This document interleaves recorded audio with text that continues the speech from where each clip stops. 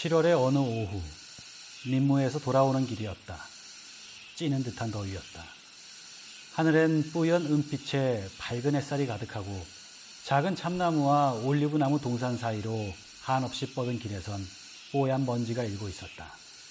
한 줌의 그늘도 한 줄기 바람도 일지 않았다. 다만 후덥지근한 대기의 진동과 미칠 것처럼 소란스럽게 울어서 빠른 템포의 음악처럼 들려오는 귀 아픈 매미 소리가 전부였다. 마치 빛으로 충만한 드넓은 대기의 진동이 소리를 내고 있는 듯했다. 난 2시간째 사막 한가운데를 걷고 있었다. 그때 갑자기 도로의 먼지 속에서 하얀 인가의 집단이 눈에 들어왔다. 그것은 생뱅상이라고 불리는 역참이었다. 농가가 대여 스쳐 있었고 붉은 지붕에 기다란 곶집들이 있었으며 앙상한 무화과 나무 숲속에 마른 물구유가 놓여 있었다. 그리고 독리 맨 끝쪽 길 양면에 서로 마주보고 있는 여인숙이 2집이 있었다. 한쪽으로 새로 세운 큰 건물의 여인숙은 생기와 활기가 충만해 있었다. 모든 문은 활짝 열려 있었고 집 앞에는 합승 마차가 세워져 있었다. 마차에서 풀린 말들의 몸에선 김이 솟아오르고 마차에서 내린 승객들은 좁다란 벽 그늘 속에서 다급하게 물을 마시고 있었다. 마당은 노새와 수레로 북새통을 이루었고 허청 아래에선 마차꾼들이 시원해지기를 기다리며 누워 있었다. 집 안에선 고함 소리, 욕주거리 소리, 식탁을 내리치는 소리, 술잔을 부딪히는 소리, 당구 치는 소리, 레몬 술병에 병막에 따는 소리가 들렸다. 그리고 이 온갖 소리보다 한결 더 크게 들리고 흥겹고 소란스러운 노랫소리가 유리창 너머로 흘러나왔다.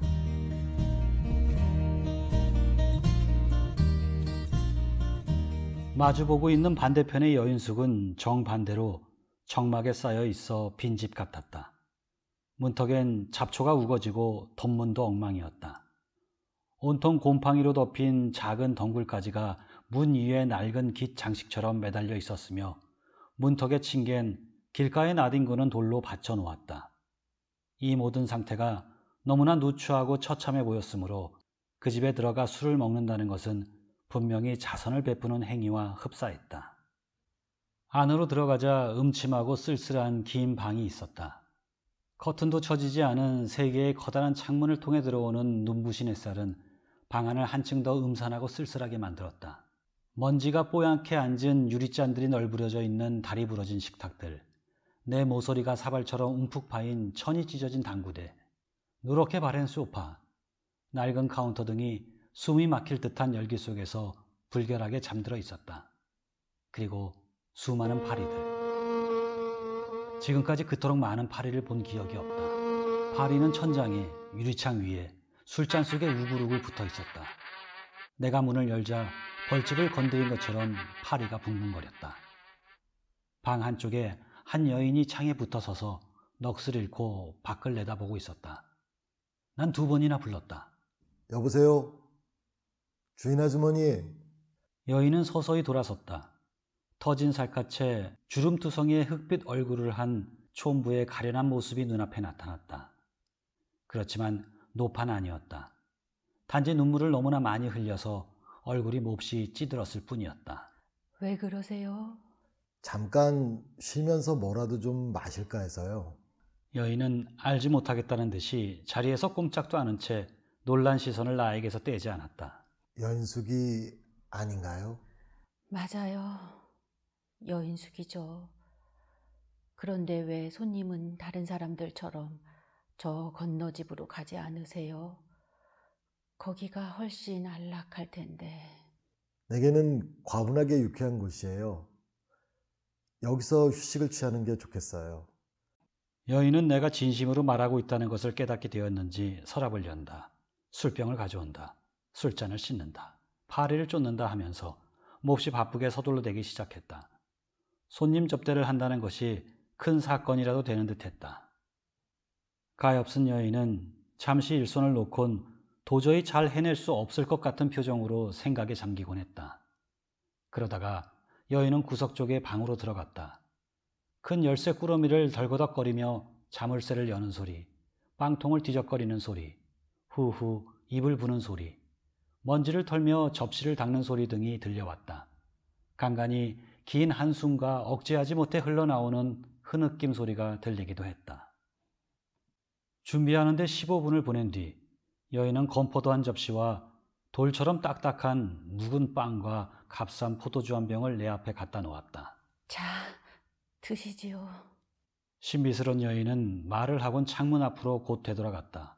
난 술을 마시면서 여인에게 말을 시켜보려고 했다. 아주머니, 손님이 많지 않나 보죠? 네, 그래요. 한 명도 없어요. 이 고장에 우리 집 하나만 있었을 때는 달랐어요. 여기가 길목이고 오리잡이철이면 사냥꾼들이 와서 식사를 했었죠. 1년 내내 마차가 줄을 이었어요. 그런데 이웃 사람들이 온 뒤부터 우리는 완전히 망해버렸어요. 많은 사람들이 건너편 집을 더 좋아해요.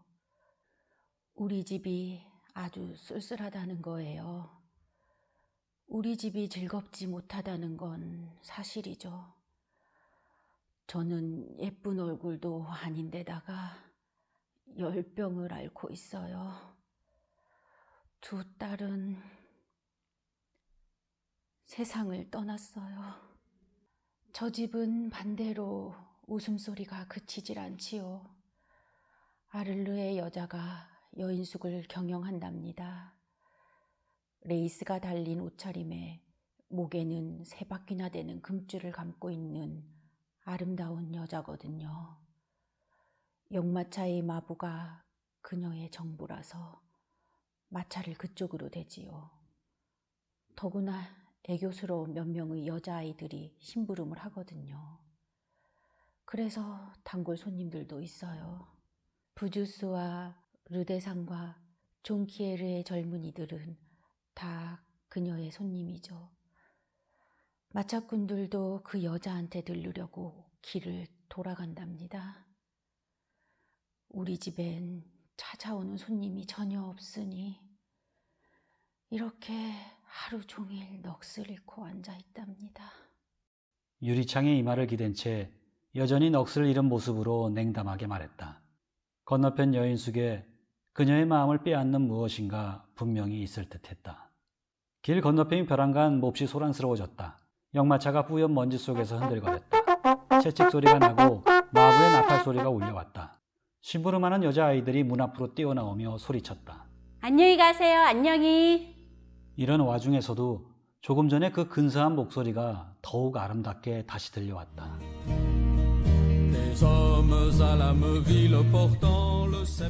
들으셨죠? 우리 주인 양반이에요. 굉장히 노래를 잘하죠? 네? 주인 양반이라고요? 그럼 그 양반도 저쪽 집으로 가나요? 돌이 있나요? 남자들이란 다 그런걸요. 우는 모습을 좋아하는 남자는 없어요. 그런데 저는 딸들을 잃은 뒤로는 언제나 눈물만 흘리고 있거든요. 더구나 아무도 왕래가 없는 이 큰 집은 정말 쓸쓸하답니다. 그러니 가엾은 호세는 심정이 참기 어렵게 답답해질 땐 건너편 집으로 가서 술을 들지요.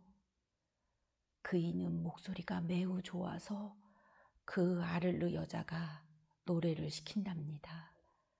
쉿, 그이가 또 시작했어요. 여인은 몸을 떨며 손을 앞으로 모았다. 굵은 눈방울이 여인을 더욱 치근하게 만들었다.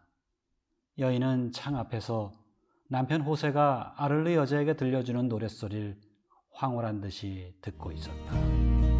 Des hommes à l'âme vile portant le sceptre et la croix ont imposé dans nos vies